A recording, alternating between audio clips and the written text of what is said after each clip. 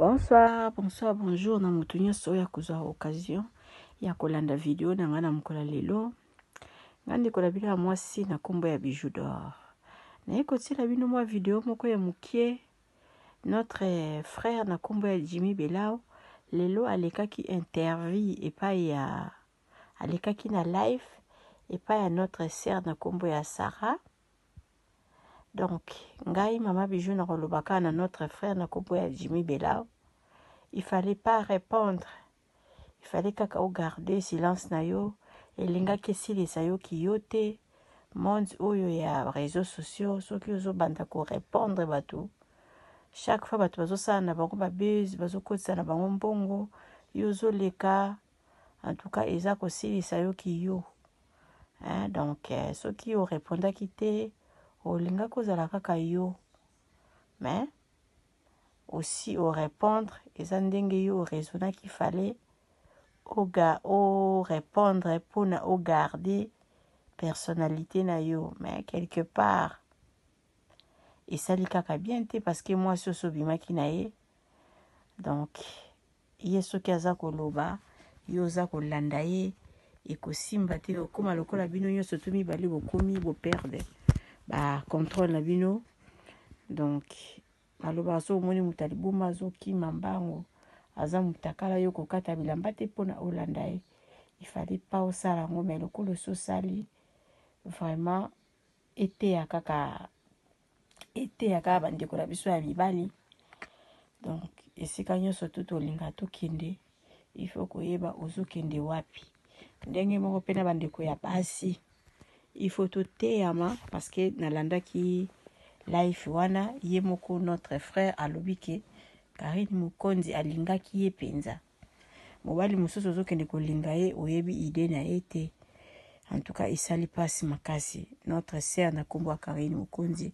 En tout cas courage même bala mususu soki ozwi na yo mobali pona ngai penza conseil na kopesa yo soki koyoka ka un jour video na nga omeki na kogarde mobali na yo pona yo moko ovandi na nata bambula na bambula bato bayebaka kaka ki Karine azalaka ye moko mais ozalaka na mobali na yo ça dérange pas.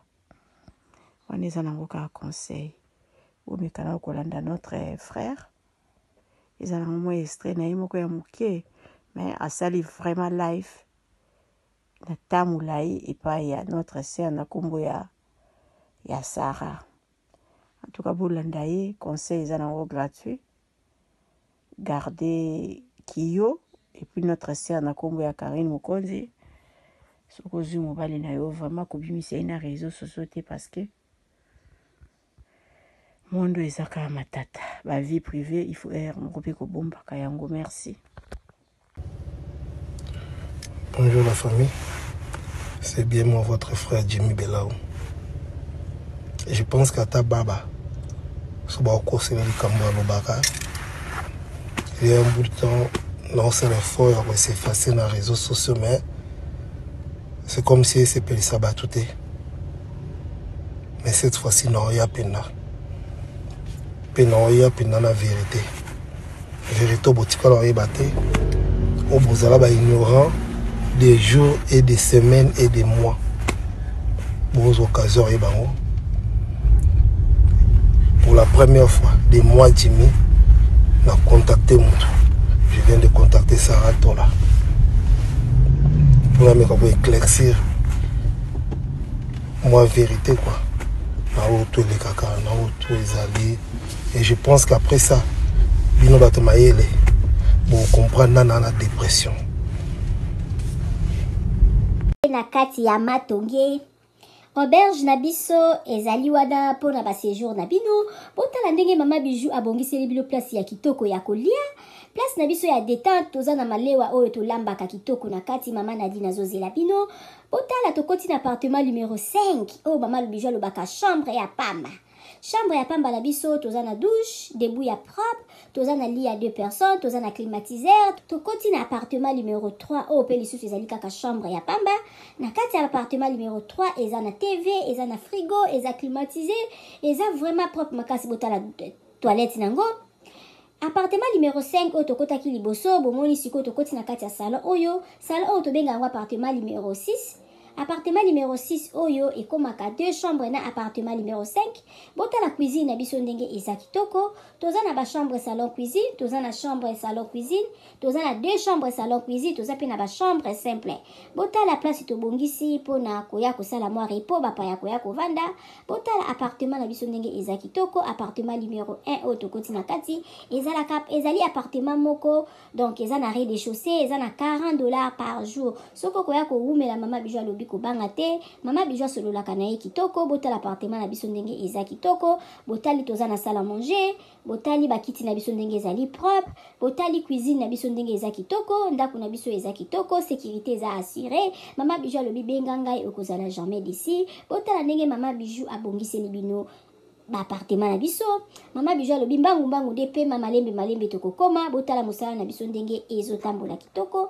Mama bijou alobi toza na problème ya maïté, toza na problème ya courant te, toza na départ unique, toza na groupe. Tema na yo ba appartement na biso tobandi à partir ya $15 seulement. Ozwi chambre na yo ya kolala ya bien. Soki pe okoya koumela koleka ba 3 mois chambre wana ya $15, tozorango kaka na $10. Balobi ya boye bozwi wapi soki kaka epa na biso na matonge na Irebu A37 te. Mama bijou alobi solution eza epa na biso. Aboye nanu ezala te. Tosaleli bino boutique na kati ya auberge. Mama bijou alobi asali boutique na ye na kati ya auberge. Okoki kozala na posa ya komela vin, okozwa vin na kati. Obosalaki mwa dodora na yo na poto, okomona dodora na yo na kati ya auberge na biso. Mama bijou alobi obosanaki kado kobanga na yo te. Mama bijou azweli bino solution na kati ya auberge na biso oyo eza na matonge na Irebu A37. Botala ba ombia, botala ba savon ya ombia ya mbuma, ya ombia ya mai. Botala mama bijou atie ba maquillage na tie ba anti-age. Mama bijou alobi kobongisa loposo eza place mosusu te kaka na matonge na Irebu A37. Olingi osombela mutu mwa montre ya kopesa mutu kado okozwa na kati ya auberge na biso na boutique na biso oyo eza na matonge na Irebu A37. Mama bijou alobi biso nde makambo. Tala toza na ba maquillage, toza na ba dentifrice, okoki kobosa na dentifrice na poto okozwa epa na biso. Biso tozali na ba papier mouchoir oyo ya original euti en direct na Allemagne. Botala toza même na ba bande hygiénique. Mama bijou alobi boutique na biso nde makambo. Boutique na biso eza na matonge na Irebu A37. Okoki kobosa na yo chargeur na yo na poto kobanga na yo te. Mama bijou atie tina ba chargeur mpona kocharger telefone. Mama bijou akanisi bino na nyonso. Toza na ba coton-tige, toza na nyonso na nyonso. Okoki kobosa na eloko na poto kobanga te. Kaka place okolala, place okosomba biloko. Epa na biso totekaka pirate te. Botala biloko na biso ndenge eza kitoko. Oza na posa kosala mutu kado, yo oza na poto. Contactez mama bijou na